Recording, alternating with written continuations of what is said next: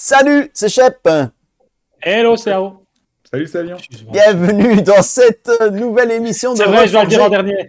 Je dois le dire en dernier, il faut que je refasse mes preuves, moi. Je suis un traître. Je suis un traître. Tu peux me dire dans l'ordre que tu veux, moi. Il recommence à zéro. C'est comme ça, si je retournais à mon ancien boulot, ce serait comme ça. Je serais une merde. Et bonjour à tous, bienvenue dans ce troisième épisode de Reforger. Nous allons aujourd'hui reforger notre troisième héros du corset que nous avons sélectionné pour l'occasion. Et nous allons reforger, messieurs, Talin. Ce bon vieux Talin. Bah oui, on a fait un héros énergie, un héros commandement. Faisons un héros tactique. Talin. Allez, cette fois-ci, je propose de commencer par ma version, parce qu'à chaque fois, je suis passé en dernier. On avait quoi d'autre dans le corset en truc? On avait Gimli et Legolas. Hein. Ouais, Gimli et Legolas, ça va, ils n'ont pas besoin d'être designés. Mais Talin, il a besoin d'un petit lifting. Donc, le lifting de Talin que je lui ai proposé, comme d'habitude, je ne change pas la statline du gaillard. Donc, tant que Talin est engagé dans une quête, infliger un point de dégâts à chaque ennemi qui est révélé du deck de rencontre, ça ne change pas. Chaque ennemi blessé par cet effet perd 1 de menace jusqu'à la fin de la phase. Voilà, histoire que comme il a une quête de merde, Talin, ben, il va influencer indirectement la quête, influencer indirectement sa volonté. Voilà, c'est comme s'il avait de la volonté en plus. Ouais. J'aime bien ça, je n'y ai pas pensé, c'est tout con et ça marche bien. C'est tout con, oui, parce que mes modifications, c'est souvent ça, c'est tout con. J'essaie de faire des trucs tout cons. Mais c'est bien, c'est bien. Alors, oui, comme c'est des trucs tout cons, bah, il n'y a pas 36 milliards de commentaires à faire dessus, évidemment. C'est tout con, c'est bien, non, ça pousse à juste que s'il n'y a aucun ennemi qui sort, il n'y a aucun ennemi qui sort. Oui. Mais s'il y a des ennemis qui sortent, ça peut potentiellement être très sympa. Le petit qui se coule en plus. À partir du moment, en fait, Talin, dès qu'un ennemi sort, déjà, il quête à 2, donc ça devient sympa. Ouais, c'est ça. Et mais potentiellement, à 4 joueurs, il peut faire beaucoup. Parce que s'il y a 3 ennemis, 4 plus de renfort ou quoi, tu peux avoir, sur certains scénarios, tu peux avoir au moins 2-3 ennemis, ça peut arriver. Ouais, donc il peut potentiellement quitter à 4, entre guillemets. Ce qui est cool, c'est qu'il peut annuler un des ennemis, quoi. C'est ça. Et puis s'il y a un ennemi, on est d'accord, il y a certains ennemis, s'ils ont un point de vie, ils sont one-shot sur le coup, hein, c'est ça? Ouais, c'est ça, oui. Ils font rien. C'est très rare, il n'y en a pas beaucoup. Non, mais dans le corset, tu as les oiseaux. Dans le corset, tu as les oiseaux, ouais. Est-ce que leur renfort se déclenche d'ailleurs aux oiseaux? Non, ils meurent avant que le renfort ne se déclenche. Ce qui est, soit dit en passant, pas forcément logique, mais bon, c'est comme ça. Heureusement, quelque part, parce que sinon, Talin... Ouais. Non, mais là, il est très bien, ouais. Il a été sauvé grâce à ça dans le corset de Talin, hein, mais après, il a été oublié. Oui. C'est dommage, parce que moi, j'aime beaucoup ce design. Le petit dégât direct, je trouve ça super fun, mais c'est vrai que c'est maigrichon, quoi. Ouais. Et c'est surtout que il doit être de base, il doit être engagé dans la quête pour faire cet effet-là. On est d'accord. Ouais. Donc c'est ça qui fait mal. Le mec ne quête qu'à 1. Ouais, c'est juste une strelle. Il a le même problème qu'Eleanor. Tu quêtes à 1 sur une capacité qui est basée sur la quête, c'est un gros problème. Non, Eleanor, elle ne quêtait pas du tout, parce qu'il faut incliner pour avoir en plus, sa capa. Donc voilà. C'est difficile. Pour moi, un personnage qui quête, où il a du boost quelque part, où il fait quelque chose de funky, où il a quelque chose qui booste un peu sa volonté, mais je ne sais pas. Talin n'a pas ça. Mais bien, j'aime bien ça. Voyons ta version maintenant, Ao. Il est élégant, c'est élégant. Ah, moi, il y a du texte. Attention, moi, il y a du texte et il y a du changement de stats. Hein. On est parti. Alors moi, Talin, j'ai toujours vu comme un... J'ai longtemps hésité aussi à lui mettre 3 d'attaque, parce que pour moi, c'est un mec qui fait des dégâts et qui poutre. Sa défense, je ne l'utilise pas pour défendre. On a déjà autre chose. On a Gimli qui prend des pains, on a Glowin qui prend des pains. Dans le corset, il fallait un nain qui frappe, un peu avec Gimli. Et Gimli peut prendre des pains au début, en tout cas. Et donc, j'ai pas changé sa stat à part la défense que j'ai viré. Donc, 4 points de vie. Donc, ça fait 4, 5, 6, 7. Donc, tu as un déficit pour commencer. Niveau des stats par rapport au coût. Donc, tu as 2... tu payes 2 de trop par rapport à ces stats, entre guillemets. Et alors, en gros, tant qu'il est engagé dans une quête, infliger 1 point de dégâts à chaque ennemi qui est révélé du deck de rencontre classique. Si au moins un dégât a été infligé de cette manière, tu redresses Talin. Donc, en gros, il va pouvoir fraiser derrière. Et sinon, il gagne plus 2 de volonté jusqu'à la fin de la phase. Donc, c'est un petit effet un peu comme Shep, sauf que s'il n'y a pas d'ennemi qui est montré, il va quand même quêter à 3, le garçon. Et là, il gagne les 2 de déficit qu'il n'a pas dès le début. Et ça booste directement la volonté là où on en a besoin parce qu'il est parti en quête. C'est tout. Là, ça devient un vrai bon héros parce qu'il va être utile quoi qu'il fasse. Il quête, il n'y a pas d'ennemi, il a mis 3 de volonté. Et si jamais un ennemi pop, boum, il est redressé et ça va te faire un perso de plus pour le combat. La première version, j'avais fait exactement la même chose, mais à part que je lui ai mis 3 points de vie et 3 d'attaque. Mais j'ai trouvé que 3 d'attaque, c'était peut-être avec un potentiel untap gratos, enfin si un ennemi sortait, c'était peut-être un peu fort, je ne sais pas. Donc je l'ai laissé à 2 en me disant on peut lui taper des armes, il peut monter à 4-5 et voilà, en laissant le petit 3 de volonté si jamais il n'y a rien qui sort, quoi, pour booster un peu la quête. C'est bien parce qu'en plus si tu as des cartes de sonde, tu es content de voir arriver un ennemi. Ça va te permettre de bien optimiser l'affaire. Mais c'est qu'une attaque de 2. Je voulais pas trop la booster. Je voulais pas non plus qu'il ait eu cet effet d'un-tap par rapport à un Legolas qui n'en a pas et qui est très bon, hein, Legolas. Mais je voulais pas non plus. C'est un peu le problème que j'avais avec Glorfindel vis-à-vis de Beravor. Je voulais pas non plus éclipser trop un Legolas, par exemple. Même si Legolas, pour moi, n'est pas éclipsé parce qu'il est à distance et ce genre de choses. Donc, c'était pas facile, mais voilà, je suis assez content du résultat à la fin. Oui, moi j'aime bien. J'aime bien parce que tu vas la mettre dans la quête.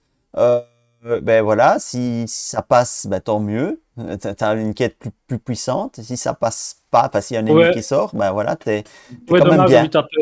Je trouverais dommage de lui taper 2 de défense parce que c'est la dernière stat avec lui que tu auras envie d'utiliser, je pense. Parce que les nains ne sont pas réputés non plus pour avoir des attachements qui boostent drastiquement leur défense. Et moi, je les ai toujours plus sentis attaque. Et lui, en tout cas, avec le dessin qu'il a, pour moi, c'est un mec qui doit attaquer un petit peu. Mais je voulais pas y aller trop fort. C'est ça. Voilà. J'ai hésité aussi à essayer d'inclure un truc pour jouer sur le nombre de 5 nains. Mais je me suis dit non, il y a déjà des nains qui font ça. Puis j'avais pas trop d'idées à ce sujet-là. Ouais. Non, mais là, t'as gardé l'esprit, c'est mieux. T'as gardé l'esprit, c'est ça qui est bien. T'as un peu l'idée aussi de garder l'esprit de la carte, mais en l'améliorant un petit peu. À nos auditeurs de tester tout ça. Hein. Ouais, et notre ami à Lyon, lui, notre ami à Lyon, il nous a préparé quoi? 6 d'attaque. 6 d'attaque, oui. 1 point de vie, 6 d'attaque. Alors moi j'ai carrément fait le 3 d'attaque comme tu disais, parce que je suis d'accord avec toi, pour moi on a l'impression que c'est un personnage qui est là pour faire des dégâts. Tu sais pas ce qu'il fait en fait, Talin de base, le mec a 1 de volonté mais il a une capacité basée sur la quête, et puis il a 2 de défense, 2 d'attaque. Tu sais pas ce qu'il fait en fait ce mec. C'est ça.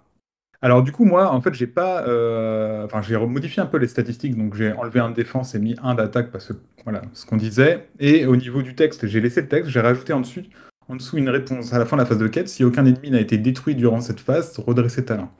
Donc moi c'est vraiment l'idée, voilà, si tu tues un ennemi via sa capacité, il reste incliné parce que finalement si tu as tué l'ennemi qui vient d'entrer en jeu, t'as pas besoin de taper, donc du coup il a pas besoin de se redresser. Par contre, si aucun ennemi n'a été détruit, ça veut dire que potentiellement si un ennemi est apparu et n'a pas été détruit par la capacité de Talin, il va se redresser pour participer au combat. C'était un petit peu mon idée. C'est une capacité, j'ai pas inventé, hein, je l'ai un peu reprise sur le Gimli allié, que je trouve assez simple mais élégant, où il va se redresser si un ennemi est arrivé dans le deck de rencontre. Talin, c'est un petit peu cette capacité-là que je voulais faire. Donc en le redressant avec son 3 d'attaque. 3 d'attaque, c'est vrai que c'est un petit peu beaucoup, surtout si tu as d'un en jeu.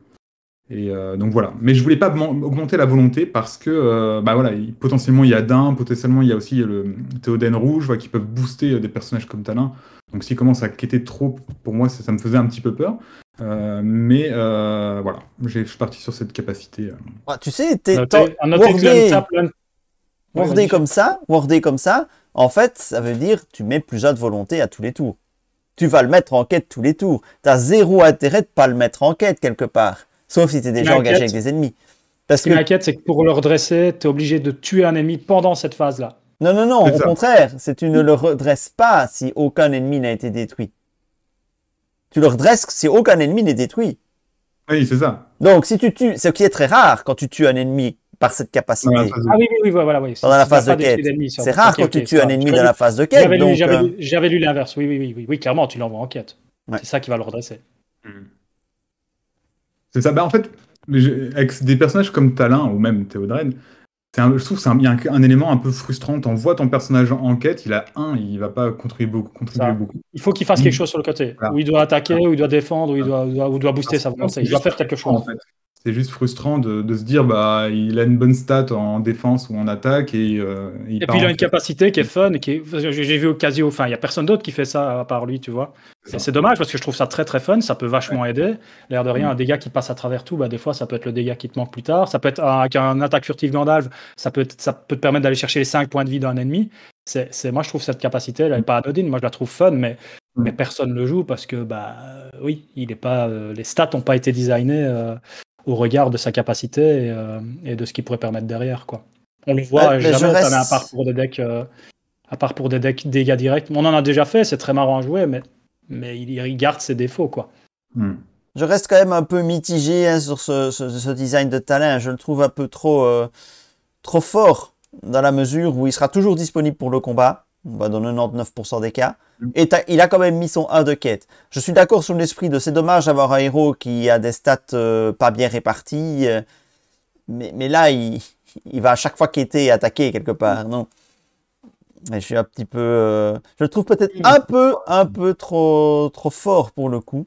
Ou un peu trop manque de subtilité peut-être au niveau du fait que ouais, je le mets en quête, je le redresse, je le mets en quête, je le redresse. Voilà, mais c'est mon avis évidemment. Hein. Chacun se fait son avis et vous pouvez vous faire votre avis aussi et nous partager votre avis parce que je suis un vilain manipulateur. Ça reste une guerre. Hein. Donc la vidéo d'avant, il nous a détruit nos cartes en les écrivant de travers.